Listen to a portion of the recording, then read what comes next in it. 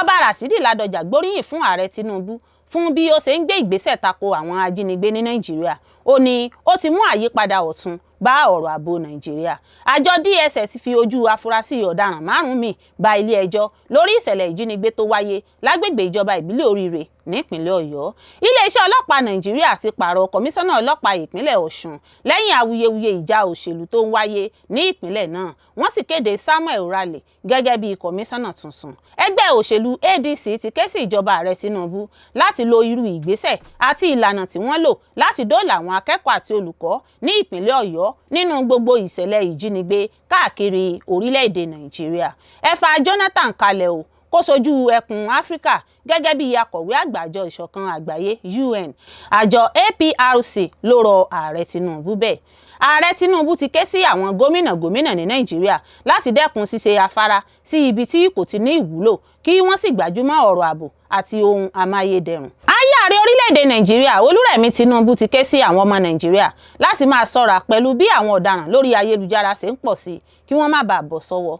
Gómìnà ìpínlẹ̀ Ọ̀yọ́ Ṣèyí Mákindé ti ṣe àfilọ́lẹ̀ ìgbìmọ̀ olùṣèwádìí lórí ìṣẹ̀lẹ̀ ìjínigbé agbègbè Oríire. Ó ní àfi ká fojú ọ̀daràn léde. Iṣẹ́ ti bẹ̀rẹ̀ o pẹ̀lú ìwádìí tó gbópọn láti dóòlà àwọn akẹ́kọ̀ọ́ táwọn ajínigbé jí gbé nípínlẹ̀ Ògùn.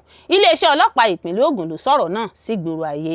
Àwọn amòòkùnṣèkà ẹ̀dá kan ti ṣekú pa àlùfáà ìjọ kátólíìkì kan ní ìpínlẹ̀ Kogi. Àwọn ọlọ́pàá bẹ̀rẹ̀ ìwádìí. Olórí Olúwaṣìndárayọ̀ nínú Ayé Tèmi ní oníròyìn yìí. Ẹ gbọ́ àtúpalẹ̀ àwọn ìròyìn náà lẹ́kùnrẹ́rẹ́. Ẹ káàbọ̀ sí ìkànnì Drive TV. Fún ìgbà àkọ́kọ́ ẹ gbìyànjú láti like, share, subscribe kẹ́ ẹ lè máa gbádùn wa lóòrèkóòrè. Ọba Rashidi Ládọjà gbóríyìn fún ààrẹ Tinubu fún bí ó ṣe ń gbé ìgbésẹ̀ tako àwọn ajínigbé ní Nàìjíríà. Ó ní ó ti mú àyípadà ọ̀tun bá ọ̀rọ̀ ààbò Nàìjíríà. Olúbàdàn tilẹ̀ Ìbàdàn Ọba Rashidi Ládọjà ti gbóríyìn fún ààrẹ Bọ́lá Ahmed Tinubu lórí bí ìjọba rẹ̀ ṣe ń kojú ìṣòro ìjínigbé ní Nàìjíríà. Ó sọ pé ìjọba ààrẹ náà ti ṣe àyípadà pàtàkì nínú ìjà lòdì sí irú ìwà ọ̀daràn bẹ́ẹ̀. Ládọjà sọ èyí ní Ọjọ́bọ̀ nígbà tó ṣàbẹ̀wò sí ààrẹ Tinubu ní ilé ààrẹ ní Àbújá. Ó tún bẹ ìjọba àpapọ̀ pé kí ó máa tẹ̀síwájú nínú mímú agbára ààbò pọ̀ sí ní ìpínlẹ̀ Ọ̀yọ́ kí àlàáfíà tó ti bẹ̀rẹ̀ padà má bàa dáwọ́ dúró lẹ́yìn ìṣẹ̀lẹ̀ ìjínigbé àwọn akẹ́kọ̀ọ́ àti olùkọ́ ní ìjọba ìbílẹ̀ Oríire. Nínú àwọn fídíò àti àwòrán tó ń lọ káàkiri láti ilé ààrẹ, ìpàdé náà tó dojúkọ ọ̀rọ̀ ààbò ní ìpínlẹ̀ Ọ̀yọ́ àti àwọn ìlànà láti dènà kí ìṣẹ̀lẹ̀ ìjínigbé má tún ṣẹlẹ̀ mọ́. Àmọ́ Aláàfin ti ìlú Ọ̀yọ́ Ọba Akeem Owade kò sí ní ìpàdé náà.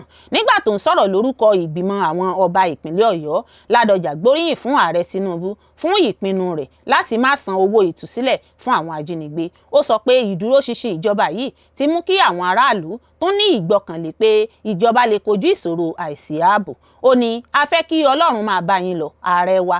Àwa ìgbìmọ̀ lọ́balọ́ba ìpínlẹ̀ Ọ̀yọ́ rí i pé ó yẹ kí a wá dúpẹ́ lọ́wọ́ yín. Nígbà tí ìṣẹ̀lẹ̀ ìjínigbé náà ṣẹlẹ̀, èyí ni ìṣẹ̀lẹ̀ tó tóbi jùlọ ní ìpínlẹ̀ Ọ̀yọ́. Ó mú wa ṣàníyàn, a sì ń bi ara wa pé kí ni ìjọba àpapọ̀ àti ìjọba ìpínlẹ̀ Ọ̀yọ́ ń ṣe. Ṣùgbọ́n báyìí a ti rí i pé pẹ̀lú ìfọwọ́sowọ́pọ̀ pẹ̀lú àwọn ẹ̀ka ààbò yín, ẹ ti ṣe àyípadà pàtàkì nínú ìjà lòdì sí ìjínigbé ní Nàìjíríà. Ìpinnu yín láti má san owó ìtúsílẹ̀ àti láti dúró ṣinṣin fi hàn pé a ní ìjọba tó mọ ohun tó ń ṣe. Ládọjà sọ pé àwọn kò lè dúpẹ́ tán fún àṣeyọrí náà. Ó ṣàlàyé pé ọ̀pọ̀ àwọn ará ìpínlẹ̀ Ọ̀yọ́ ti ń bẹ̀rù pé ìṣẹ̀lẹ̀ náà lè dàbí ìṣẹ̀lẹ̀ Chibok tàbí kí ìjínigbé di ìṣòro tí yóò máa ṣẹlẹ̀ ní gbogbo ìgbà. Ó tún gba ààrẹ níyànjú pé kí ìjọba má fi igbó tí àwọn ajínigbé fi ń ṣe ibi ìfarapamọ́ sílẹ̀. Ó ní ẹ ti lé àwọn ajínigbé kúrò níbẹ̀, ṣùgbọ́n kí àwọn ẹ̀ka ààbò máa wà ní agbègbè náà ní gbogbo ìgbà. Igbó náà gbòòrò títí dé ìpínlẹ̀ Niger. Ó sì jẹ́ ibi ìtọ́jú igbó. Bí a bá lè dáàbò bo agbègbè náà, ó túmọ̀ sí pé ìpínlẹ̀ Ọ̀yọ́ yóò wà nínú ààbò. Ọba náà tún rọ ààrẹ pé kí ó máa tẹ̀síwájú pẹ̀lú fífi àwọn ọmọ ogun àti àwọn ẹ̀ka ààbò mìíràn ṣọwọ́ sí agbègbè igbó tó so ìpínlẹ̀ Ọ̀yọ́ àti Niger pọ̀, nítorí pé ìṣòro àìdáwọ́dúró níbẹ̀ ṣe pàtàkì láti dènà kí àwọn ọ̀daràn má bàa tún padà mọ́. Ọ̀rọ̀ ìyìn Ládọjà yìí wáyé lẹ́yìn ọjọ́ díẹ̀ tí ààrẹ Tinubu ṣàlàyé bí àwọn ẹ̀ka ààbò ṣe gba àwọn akẹ́kọ̀ọ́ àti olùkọ́ tí wọ́n jí gbé sílẹ̀ láì san owó ìtúsílẹ̀. Gẹ́gẹ́ bí ààrẹ ṣe sọ, ìjọba àpapọ̀ kọ̀ láti bá àwọn ajínigbé sọ̀rọ̀ lórí sísan owó ìtúsílẹ̀ nítorí pé irú ìgbésẹ̀ bẹ́ẹ̀ lè fún àwọn ọ̀daràn ní ìgboyà láti máa bá iṣẹ́ ìjínigbé wọn lọ. Tinubu ṣàlàyé pé dípò kí àwọn tẹ̀lé ohun tí àwọn ajínigbé fẹ́, àwọn ẹ̀ka ààbò lo ìmọ̀ ìwádìí àti àkójọ àlàyé láti tọpa àwọn ajínigbé náà. Wọ́n tún mú díẹ̀ lára àwọn ọmọ, ẹbí wọn àti àwọn tó ń ṣe ìrànlọ́wọ́ fún wọn láti fi mú kí ìṣòro pọ̀ sí fún àwọn ọ̀daràn náà. Ààrẹ sọ pé ìlànà náà ṣiṣẹ́ dáadáa torí pé níkẹyìn àwọn ajínigbé tú àwọn akẹ́kọ̀ọ́ àti olùkọ́ náà sílẹ̀ láì gba owó ìràpadà kankan. Ó ṣàpèjúwe èyí gẹ́gẹ́ bí àṣeyọrí ńlá nínú ìjà lòdì sí ìjínigbé àti iṣẹ́ ìpànìyàn. Àwọn tí wọ́n jí gbé náà gba òmìnira wọn padà ní oṣù keje lẹ́yìn tí wọ́n ti lò nǹkan bíi ọjọ́ 66 ní ọwọ́ àwọn ajínigbé. Ìgbàlà wọn wáyé nípasẹ̀ ìfọwọ́sowọ́pọ̀ àwọn ọmọ ogun, àwọn ẹ̀ka ìwádìí ààbò àti ọlọ́pàá. Lákòókò iṣẹ́ ìgbàlà náà, wọ́n mú afurasí 8 nígbà tí wọ́n sì pa ọ̀pọ̀ àwọn ọ̀daràn mìíràn. Àjọ DSS fi ojú afurasí ọ̀daràn 5 míì bá ilé-ẹjọ́ lórí ìṣẹ̀lẹ̀ ìjínigbé tó wáyé lágbègbè ìjọba ìbílẹ̀ Oríire ní ìpínlẹ̀ Ọ̀yọ́. Lọ́jọ́rú ọ̀sẹ̀ yìí ní iléeṣẹ́ ọlọ́pàá ọ̀tẹlẹ̀múyẹ́ ẹ̀ka ti DSS fi ojú afurasí 5 tọ́wọ́ tẹ̀ lórí ìkọlù ìjínigbé àwọn akẹ́kọ̀ọ́ àti olùkọ́ tó wáyé nípínlẹ̀ Ọ̀yọ́ hàn. Mahmood Muhammad tí wọ́n tún ń pè ní Abu Bara àti Abbas Mukhtar, Abubakar Abbas tí wọ́n tún ń pè ní Isa Adamu àti Malam Mahmuda Al-Nigeri, Abdulrazak Umar tí wọ́n tún ń pè ní Abu Khalifa, Abu Khalid, Yunusa Musa tí wọ́n tún ń pè ní Abu Yunusa bin Musa àti Samsu Adamu Sani tóun náà tún jẹ́ Abu Itsari ní DSS fojú wọn hàn níwájú ilé-ẹjọ́ gíga tìlú Àbújá. Àwọn márààrún yìí ní DSS sọ pé àwọn fura sí wípé wọ́n jẹ́ ọmọ ẹgbẹ́ Jama'atu Ansaru Muslimina fi Bidali Sudan tí ọ̀pọ̀ mọ̀ sí Ansaru, tí wọ́n sì ṣe ìkọlù sí àwọn olùkọ́ àti akẹ́kọ̀ọ́ níjọba ìbílẹ̀ Oríire nípínlẹ̀ Ọ̀yọ́ lọ́jọ́ 15 oṣù karùn-ún. Lásìkò ìjínigbé ọ̀hún la gbọ́ pé wọ́n pa àwọn olùkọ́ 2 dànù tí wọ́n sì fi wọ́n pàrokò ránṣẹ́ sí ìjọba ìpínlẹ̀ Ọ̀yọ́. Àwọn 6 la gbọ́ pé wọ́n sọ níwájú ilé-ẹjọ́ wípé àwọn kò jẹ̀bi àwọn ẹ̀sùn tó ní í ṣe pẹ̀lú gbígbé ìbọn, ìgbìmọ̀ papọ̀, gbígbé súnmọ̀mí tó fi mọ́ ṣíṣe agbátẹrù ìwà ìgbésúnmọ̀mí àti gbígba àwọn ìròyìn. Ẹ̀sùn náà ni nọ́mbà rẹ̀ jẹ́ FAC ABJ CR 438/2026 ní ìjọba àpapọ̀ ti fẹ̀sùn kàn wọ́n wípé Mahmuda àti Abbas pàṣẹ fún àwọn ọmọ ẹgbẹ́ agbésúnmọ̀mí ti Ansaru láti jí àwọn èèyàn gbé kí wọ́n sì máa pa wọ́n káàkiri Nàìjíríà bí wọ́n bá rọ́wọ́ tọ̀ wọ́n pẹ̀lú èròǹgbà láti jẹ́ kí ìjọba ṣe ohun tí wọ́n bá ń fẹ́. Lára ohun tí wọ́n fi sínú ìwé ẹ̀sùn náà kà pé láwọn àsìkò kan láàrin ọdún 2025 àti 2026 láyìíká ilé ẹjọ́ yìí pàṣẹ fún àwọn ológun abẹ́rẹ́ ti ẹgbẹ́ agbésùnmọ̀mí Jama'atu Ansaru Muslimina fi Bidalis Sudan Ansaru wípé bí ìjọba bá rọ́wọ́ tọ̀ yín kí ẹ̀yin náà pa kí ẹ sì jí àwọn èèyàn gbé láti lè jẹ́ kí ìjọba ṣe àwọn ohun tí ẹ bá ń fẹ́, àti pé fún ìdí èyí ẹ tàpá sí abala 16 nínú ìwé òfin gbígbé súnmọ̀mí lórílẹ̀‐èdè yìí ti ọdún 2022 tó sì ní ìjìyà ní ìpín kejì ìsọ̀rí kejì ní abala 24 kan náà. Àjọ DSS tún sọ nínú ìwé ẹ̀sùn náà pé àwọn afurasí wọ̀nyí ṣekú pa èèyàn 2, Michael Oyedokun àti John Ọlálẹ́yẹ nípa gígé wọn lórí. Síwájú sí ni àjọ DSS wá tún fẹ̀sùn kàn àwọn márààrún náà pé wọ́n gbọ́ nípa ìròyìn àti ìtọ́ni náà, wọn kò sì fi tó àwọn iléeṣẹ́ elétò ààbò létí. Nígbà tí wọ́n tún fẹ̀sùn mìíràn kan Umar, Musa àti Sani léyìí tó ní í ṣe pẹ̀lú sísàgbátẹrù ìjínigbé àti ìpànìyàn. Pẹ̀lú gbogbo ẹ̀bẹ̀ wọn, agbèfọ́ba Ọ̀mọ̀wé Eze rọ ilé-ẹjọ́ láti jẹ́ kí àwọn afurasí náà wà ní àhámọ́ DSS títí dìgbà tí ìgbẹ́jọ́ yóò tún fi wáyé, tí onídàájọ́ Salim Ibrahim sì gbà sí lẹ́nu. Adájọ́ náà fi kún ọ̀rọ̀ rẹ̀ pé wọn kò gbọdọ̀ dí àwọn agbẹjọ́rò àwọn afurasí náà lọ́wọ́ láti rí wọn nígbàkúgbà tó fi mọ́ 2 nínú àwọn mọ̀lẹ́bí wọn. Bẹ́ẹ̀ sì ni wọ́n gbọdọ̀ láǹfààní sí ètò ààbò tó péye. Ó wá sún ìgbẹ́jọ́ síwájú di ọjọ́ 25 oṣù kẹsàn-án ọdún 2026. Iléeṣẹ́ ọlọ́pàá Nàìjíríà ti pààrọ̀ kọmíṣánná ọlọ́pàá ìpínlẹ̀ Ọ̀ṣun lẹ́yìn awuyewuye ìjà òṣèlú tó ń wáyé ní ìpínlẹ̀ náà. Wọ́n sì kéde Samuel Orale gẹ́gẹ́ bí kọmíṣánná tuntun. iléeṣẹ́ ọlọ́pàá Nàìjíríà ti fi olùdarí ọlọ́pàá tuntun ránṣẹ́ sí ìpínlẹ̀ Ọ̀ṣun gẹ́gẹ́ bí ara ìmúrasílẹ̀ fún ìdìbò gómìnà tí yóò wáyé ní ọjọ́ 15 oṣù kẹjọ ọdún 2026. Ìgbésẹ̀ yìí jẹ́ apá kan nínú àtúnṣe ètò ààbò tí iléeṣẹ́ ọlọ́pàá Nàìjíríà ń ṣe gẹ́gẹ́ bí ìmúrasílẹ̀ fún ìdìbò náà ṣe ń le sí i. Gẹ́gẹ́ bí àwọn orísun tó mọ̀ nípa ọ̀rọ̀ náà sì sọ, Commissioner of Police Samuel Raleigh ni wọ́n ti fi ránṣẹ́ sí Ọ̀ṣun láti ṣàkóso iṣẹ́ ọlọ́pàá àti ètò ààbò fún ìdìbò náà. Yóò gba ipò CP Ibrahim Gothan, ẹni tí wọ́n ti yọ kúrò ní iléeṣẹ́ ọlọ́pàá náà, tún sọ wípé CP Samuel Raleigh ni yóò jẹ́ olórí ètò ààbò tó ní í ṣe pẹ̀lú ìdìbò ní ìpínlẹ̀ Ọ̀ṣun. Ìròyìn náà tún fi hàn pé ọjọ́ díẹ̀ péré lẹ́yìn tí wọ́n gbé Raleigh sókè sí ipò Commissioner of Police ni wọ́n fi ránṣẹ́ sí Ọ̀ṣun. Wọ́n sọ pé wọ́n fi àmì ipò tuntun náà lé lọ́wọ́ ní ọjọ́ 21 oṣù keje gẹ́gẹ́ bí àtẹ̀jáde òṣìṣẹ́ ọlọ́pàá Nàìjíríà kan ṣe fi hàn. À ń retí pé yíyàn rẹ̀ yóò jẹ́ kó jẹ́ olórí gbogbo òṣìṣẹ́ ààbò lákòókò ìdìbò gómìnà tí yóò wáyé ní ọjọ́ 15 oṣù kẹjọ. Ìgbésẹ̀ yìí wá lẹ́yìn tí ọ̀gá àgbà ọlọ́pàá Nàìjíríà Inspector General of Police Ọlátúnjí Dìísù fọwọ́ sí àyípadà ipò CP Ibrahim Gothan, ẹni tó jẹ́ Commissioner of Police ní ìpínlẹ̀ Ọ̀ṣun ṣáájú. Ní ọjọ́bọ̀, ìròyìn kan sọ pé wọ́n ti yọ Gothan kúrò ní olórí ọlọ́pàá ní ìpínlẹ̀ Ọ̀ṣun gẹ́gẹ́ bí ìtọ́sọ́nà tó wà nínú àtẹ̀jíṣẹ́ láti ọ̀dọ̀ ọlọ́pàá.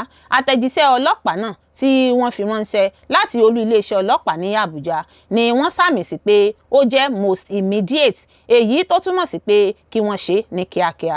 Àtẹ̀jíṣẹ́ náà tó ní nọ́mbà ìtọ́kasí TH5361 FS FHQ ABJ SUB 7 ni wọ́n fi ránṣẹ́ sí ọ̀pọ̀ ẹ̀ka ọlọ́pàá káàkiri orílẹ̀-èdè pẹ̀lú Force Criminal Investigation Department FCID, ẹ̀ka ìṣiṣẹ́ Department of Operations, ẹ̀ka ìmọ̀ ẹ̀rọ ìbánisọ̀rọ̀ ICT, àwọn Assistant Inspector General of Police ní Zone 1 títí dé Zone 17, gbogbo àwọn kọmíṣánná ọlọ́pàá ní àwọn ìpínlẹ̀ àti àwọn ẹ̀ka ọlọ́pàá pàtàkì míì káàkiri.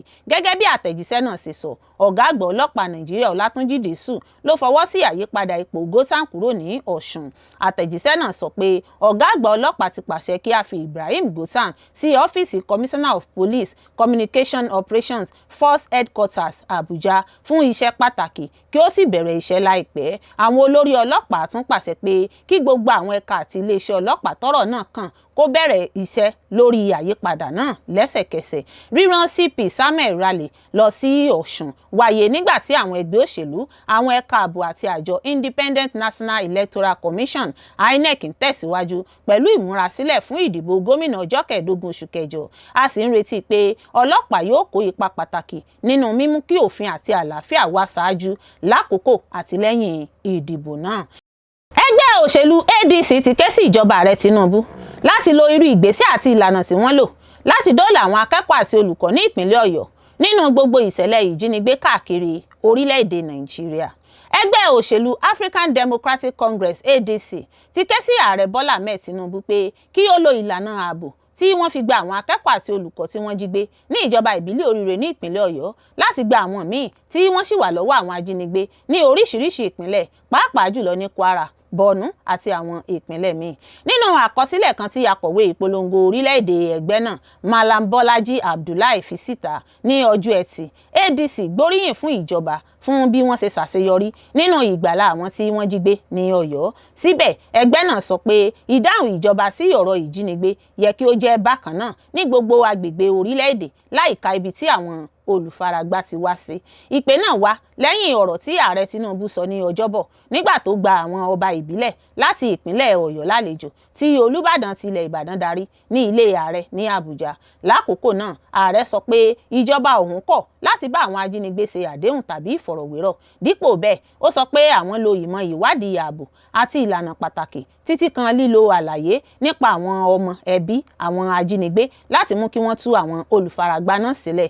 Ní ìdáhùn rẹ̀, ADC sọ pé ìgbàlà náà jẹ́ ìròyìn ayọ̀, ṣùgbọ́n ó béèrè ìdí tí irú ìlànà bẹ́ẹ̀ kò fi jẹ́ lílò láti gba àwọn ọmọ Nàìjíríà míì tí wọ́n sì wà lọ́wọ́ àwọn ajínigbé sílẹ̀. Bọ́lájí Abdullahi sọ pé gbogbo ọmọ Nàìjíríà ló yẹ kí ó yọ̀ sí àbájáde rere tí ìjọba àpapọ̀ ṣe pẹ̀lú ìlànà yìí. Gbogbo ẹ̀mí tí a bá gbàlà lọ́wọ́ àwọn ajínigbé jẹ́ ìṣẹ́gun fún orílẹ̀-èdè wa. Gbogbo ìdílé tí wọ́n tún bá àwọn olólùfẹ́ wọn pàdé yẹ kí wọ́n ní ìtùnú. Síbẹ̀ ó fi kún pé àṣeyọrí náà ń gbé ìbéèrè pàtàkì kan dìde. Ó ní bí ìjọba àpapọ̀ bá ní ìlànà ìmọ̀ ìwádìí, agbára iṣẹ́ àti ìpinnu tó lágbára láti gba àwọn olùfaragbá ní oríire là láì san ohun tí àwọn ajínigbé béèrè, kí ló dé tí ìjọba kò fi lo ìlànà kan náà láti gba àwọn míì tí wọ́n ti pẹ́ jù bẹ́ẹ̀ lọ ní ìgbèkùn. ADC sọ pé ogunlọ́gọ̀ àwọn ìdílé ní ìpínlẹ̀ Kwara àti àwọn àdúgbò ní Borno, Zamfara, Kaduna, Niger àti Benue ṣì ń gbé nínú àníyàn nítorí wọn kò mọ ohun tó ń ṣẹlẹ̀ sí àwọn ẹbí wọn tí wọ́n jí gbé. Àkọsílẹ̀ náà sọ pé ọ̀pọ̀ ìdílé ní Kwara sì ń jí lójoojúmọ́ láì mọ̀ bóyá àwọn olólùfẹ́ wọn ṣì wà láàyè. Àwọn àdúgbò kan ní Borno sì ń dúró de ìpadàbọ̀ àwọn ẹbí wọn. Bákan náà ní Zamfara, Kaduna, Niger, Benue àti àwọn agbègbè míì, ọ̀pọ̀ ìdílé sì ń retí ìpè fóònù kan tàbí ìdánilójú pé ìjọba kò tí ì gbàgbé wọn. Ẹgbẹ́ náà sọ pé ààrẹ yẹ kí ó fi ìfaradà àti ìpinnu tó fi hàn ní oríire hàn nínú gbogbo ọ̀rọ̀ ìjínigbé ní orílẹ̀-èdè. Abdullahi sọ pé ààrẹ sọ fún àwọn ajínigbé ní oríire pé kò sí àdéhùn. Ó yẹ kí ó fi ìpinnu náà hàn kí ó sì fi àtẹ̀jíṣẹ́ tó dájú ránṣẹ́ sí gbogbo àwọn ìdílé tí wọ́n sì ń dúró de ọmọ, ọkọ, aya tàbí òbí wọn pé ìjọba kò tí ì gbàgbé wọn. ADC tún sọ pé àṣeyọrí ìgbàlà ní oríire kò yẹ kí ó jẹ́ ìṣẹ̀lẹ̀ kan ṣoṣo tí ìjọba yóò máa fi ṣògo, bí kò ṣe pé kí ó di àpẹẹrẹ fún bí ìjọba yóò ṣe máa dáhùn sí gbogbo ọ̀rọ̀ ìjínigbé ní gbogbo orílẹ̀-èdè. Àkọsílẹ̀ náà sọ pé ìdóòlà ní oríire kò yẹ kí ó jẹ́ ìtàn àrà ọ̀tọ̀, ó yẹ kí ó jẹ́ ìwọ̀n tí a ó fi máa ṣe àyẹ̀wò gbogbo ìgbésẹ̀ ìjọba lórí ọ̀rọ̀ ìjínigbé. ADC sọ pé iṣẹ́ rere ìjọba kì í ṣe nínú bí wọ́n ṣe yanjú ìṣẹ̀lẹ̀ kan ṣoṣo, ṣùgbọ́n nínú bí wọ́n ṣe lè dènà ìjínigbé àti bí wọ́n ṣe lè dáàbò bo gbogbo ọmọ Nàìjíríà láìka ibi tí wọ́n ń gbé sí. Nítorí náà ẹgbẹ́ náà rọ ìjọba àpapọ̀ pé kí ó lo gbogbo ìmọ̀ ìwádìí, ìtọ́jú ààbò àti agbára iṣẹ́ tí wọ́n lò ní oríire sí gbogbo àwọn ọ̀rọ̀ ìjínigbé tó sì ń lọ káàkiri orílẹ̀-èdè yìí lẹ́sẹ̀kẹsẹ̀. Kò yẹ kí ìdílé kankan máa ronú lórí bóyá bí ìjọba ò ṣe fèsì sí ìṣẹ̀lẹ̀ náà dá lórí ibi tí ìṣẹ̀lẹ̀ náà ti ṣẹlẹ̀. Ẹ fa Jonathan kalẹ̀ o kó ṣojú ẹkùn Áfíríkà gẹ́gẹ́ bí akọ̀wé àgbà àjọ ìṣọ̀kan àgbáyé UN. Àjọ APRC ló rọ ààrẹ Tinubu bẹ́ẹ̀. Àjọ kan nílẹ̀ Áfíríkà, African Policy and Research Consortium APRC ti rọ ààrẹ Bọ́lá Ahmed Tinubu, ààrẹ ilẹ̀ Nàìjíríà, pé kó fi orúkọ ààrẹ tẹ́lẹ̀ rí Goodluck Ebele Jonathan kalẹ̀ gẹ́gẹ́ bí olùdíje fún ipò akọ̀wé àgbà àjọ ìṣọ̀kan àgbáyé UN Secretary General. Nínú àtẹ̀jáde kan ní ọjọ́bọ̀ Thursday ní adarí àjọ APRC Professor Edward Agbayi ti sọ pé Jonathan ní ìrírí aṣáájú, ọgbọ́n ìbáṣepọ̀ òkèèrè àti ìtẹ̀síwájú nínú ìjọba tiwantiwa tó yẹ fún ipò gíga náà. Ó ní àjọ ìṣọ̀kan àgbáyé nílò olórí tó ní ìrírí gẹ́gẹ́ bí adarí orílẹ̀-èdè tó ní ìgbàgbọ́ nínú ìjọba tiwantiwa tí ó sì lè kojú àwọn ìṣòro tó ń dojú kọ àgbáyé. Àjọ náà rántí pé Jonathan jẹ́ igbákejì ààrẹ Nàìjíríà láti ọdún 2007 sí 2010, ó sì di ààrẹ láti ọdún 2010 sí 2015. Wọ́n sọ pé bí ó ṣe darí orílẹ̀-èdè lásìkò ìṣèjọba rẹ̀ fi hàn pé ó lè ṣàkóso pẹ̀lú ojúṣe àti ìmúrasílẹ̀. Adarí àjọ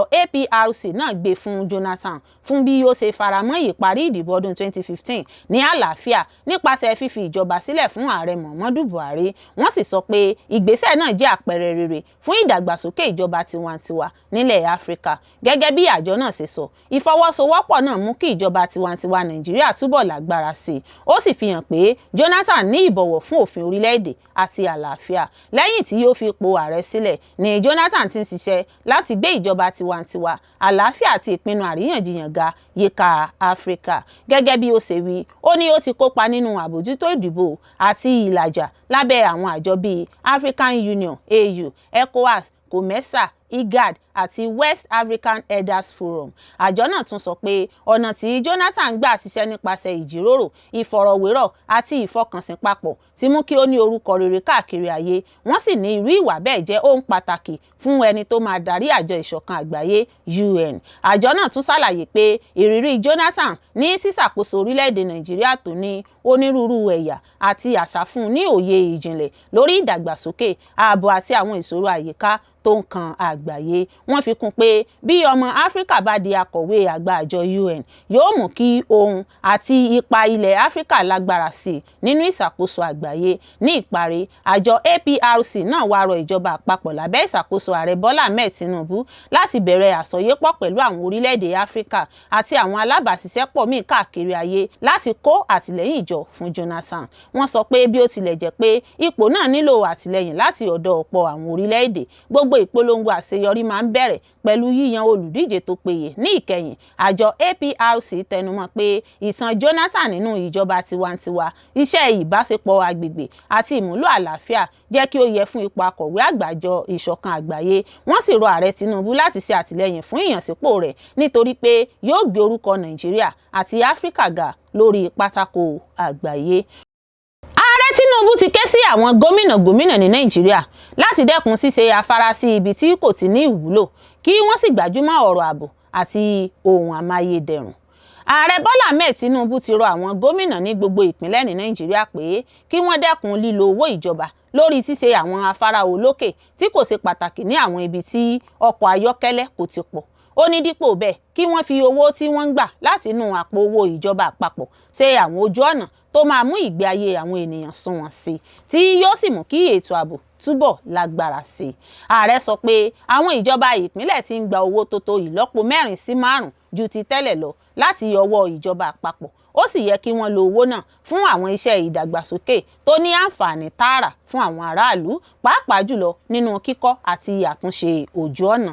Tinubu sọ èyí ní Ọjọ́bọ̀ nígbà tó ń gba àwọn ọba ìbílẹ̀ láti ìpínlẹ̀ Ọ̀yọ́ tí Olúbàdàn tilẹ̀ Ìbàdàn Ọba Rashidi Ládọjà darí ní ilé ààrẹ ní Àbújá.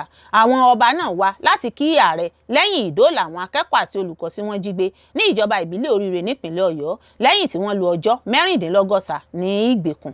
Nígbà tó ń bá àwọn ọba náà sọ̀rọ̀, Tinubu dojú ọ̀rọ̀ rẹ̀ sí àwọn gómìnà tẹ́lẹ̀ tó wà níbẹ̀ títí kan Ọba Rashidi Ládọjà. Ó ní owó ìṣàkóso ti pọ̀ báyìí lóòótọ́, ṣùgbọ́n owó tí mo fi ránṣẹ́ sí àwọn ìpínlẹ̀ báyìí bí ẹ bá gba irú rẹ̀ nígbà tí ẹ wà ní ọ́fíìsì tàbí nígbà tí èmi náà jẹ́ gómìnà ó máa yàtọ̀. Báyìí wọ́n ń gba owó tó tó ìlọ́po 4 sí 5 ju ti tẹ́lẹ̀ lọ. Kò sí ìpínlẹ̀ tó ń yá owó láti fi san owó oṣù mọ́. Àwọn àgbàlagbà tó ti fẹ̀yìntì sì ti ń gba owó ìfẹ̀yìntì wọn. Ó yẹ kí wọ́n ṣe púpọ̀ sí ju kí wọ́n kàn máa ṣe afárá níbi tí ọkọ̀ kò ti pọ̀, kí wọ́n ṣe ojú ọ̀nà tó máa mú ìgbé ayé àwọn ènìyàn dára sí i, tí yóò sì jẹ́ kí àwọn ẹ̀ka ààbò lè dé àwọn agbègbè wọ̀nyí ní ìrọ̀rùn. Ààrẹ tún ṣàlàyé àwọn àlàyé tuntun nípa ìjínigbé àwọn akẹ́kọ̀ọ́ àti olùkọ́ ní Oríire. Ó sọ pé ohun tí àwọn ajínigbé béèrè kì í ṣe owó ìtúsílẹ̀ nìkan, wọ́n tún fẹ́ kí ìjọba tú àwọn ọmọ ẹgbẹ́ wọn tí wọ́n ti mú sílẹ̀ kí wọ́n tó tú àwọn ọmọ ilé ẹ̀kọ́ náà sílẹ̀.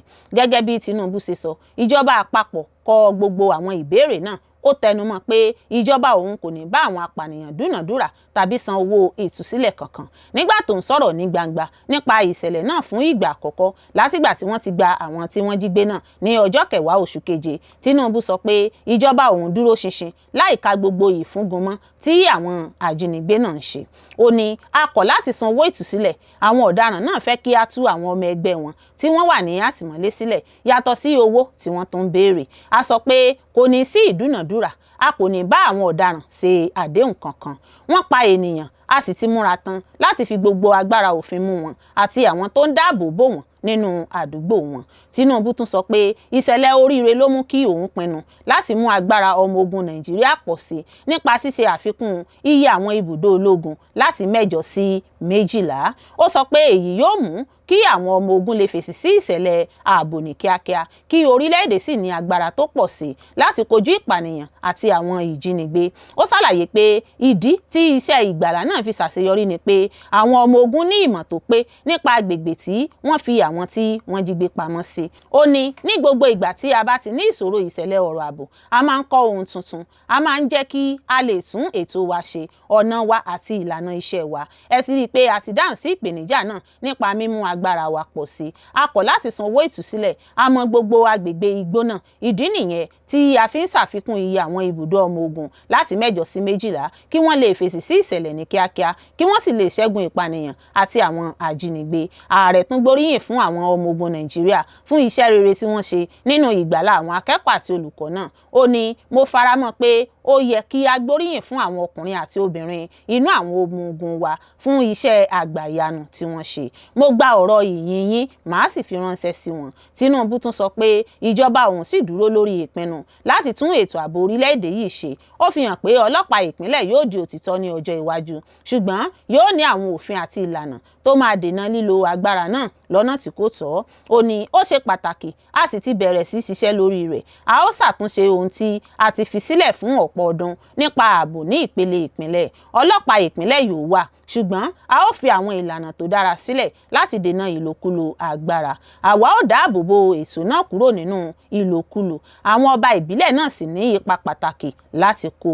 Ààrẹ sọ pé ọ̀kan lára àwọn ohun tó mú kí àìsí ààbò túbọ̀ burú sí ní ìṣòro tó wà ní àwọn orílẹ̀-èdè tó yí Nàìjíríà ká ní agbègbè Sahel bíi Mali, Burkina Faso àti orílẹ̀-èdè Niger. Ó sọ pé ọ̀pọ̀ lára àwọn tó ń ṣe ìkọlù náà jẹ́ ọmọ orílẹ̀-èdè míì tí wọ́n ń wọ Nàìjíríà láti àwọn ààlà tí kò ní àbójútó tó péye. Ó ní díẹ̀ lára wọn kì í ṣe ọmọ Nàìjíríà.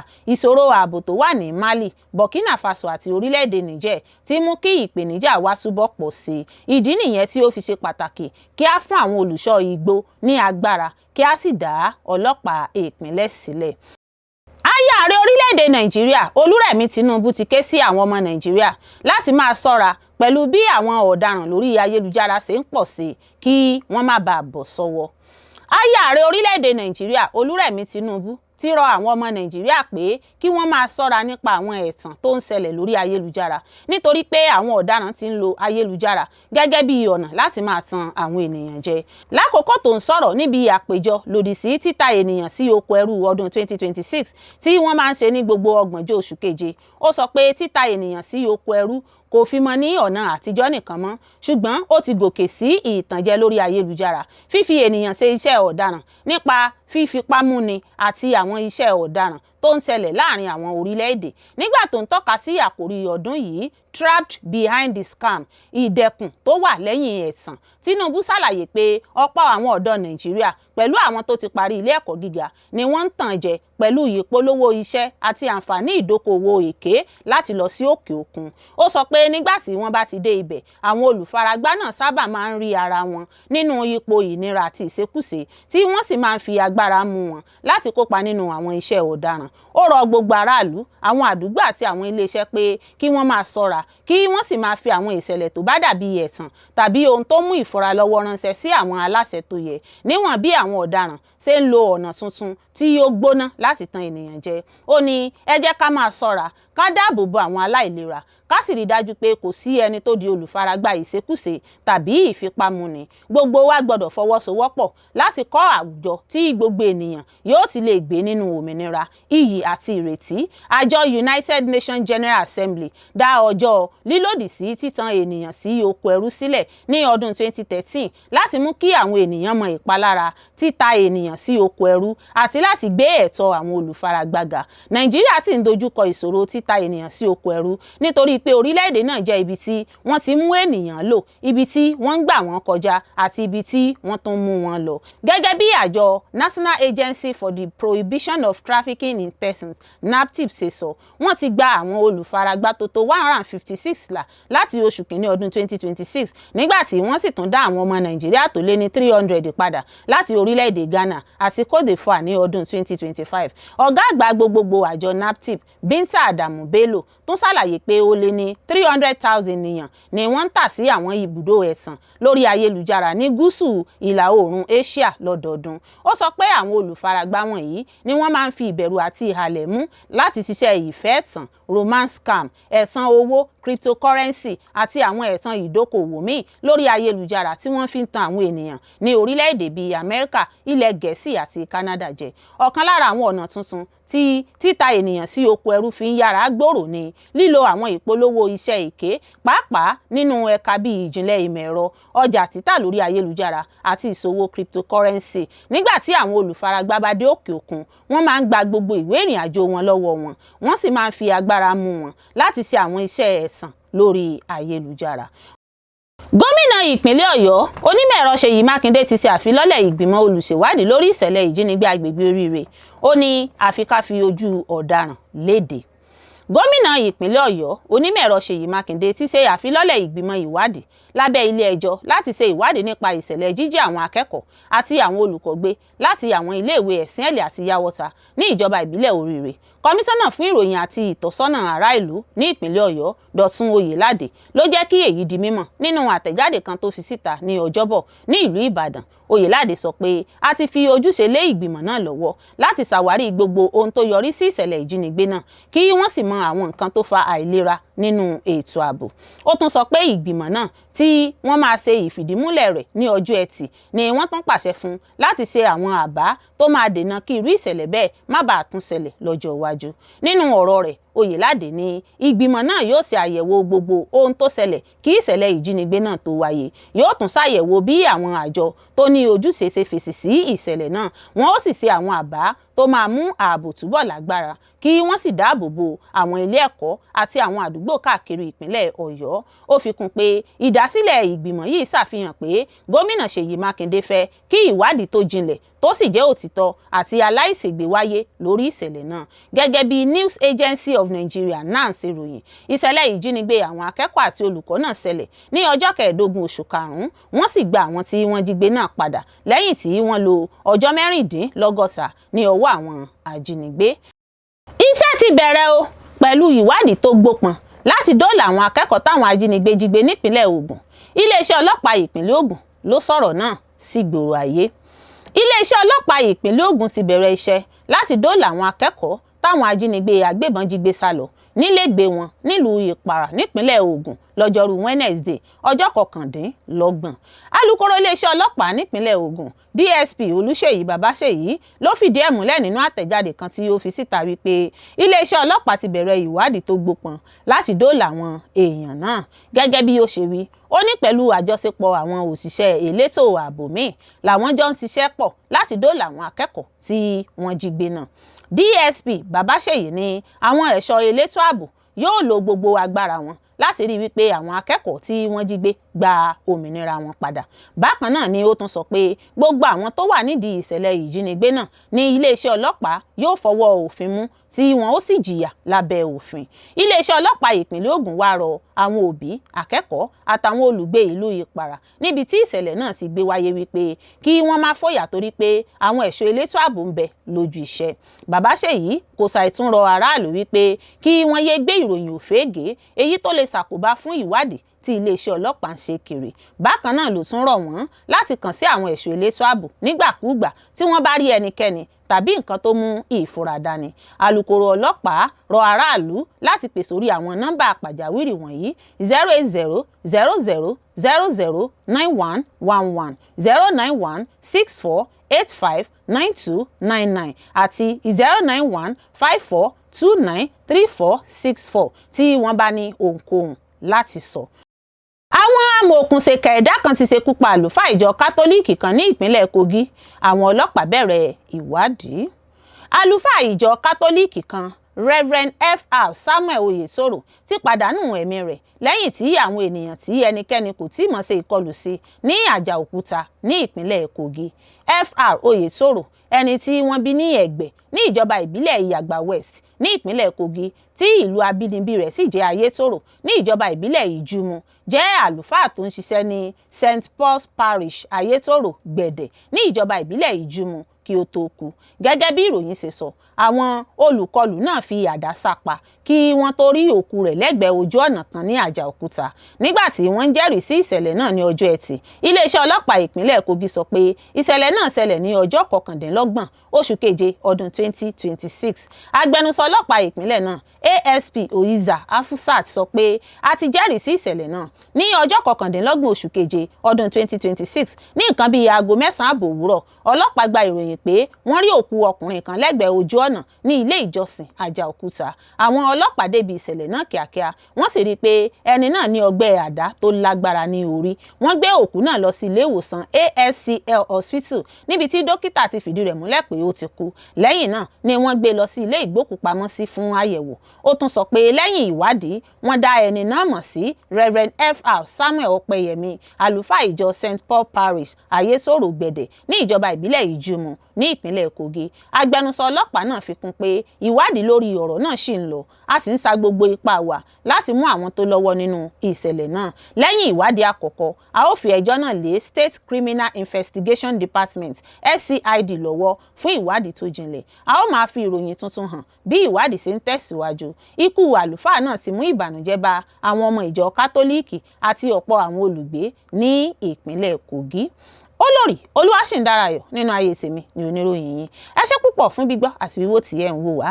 Ojú tí ẹ fi ń wò wá kò ní fọ́, etí tí ẹ fi ń gbọ́ wá kò ní dì. Láṣẹ Elédùmarè yóò sì dára fún yín.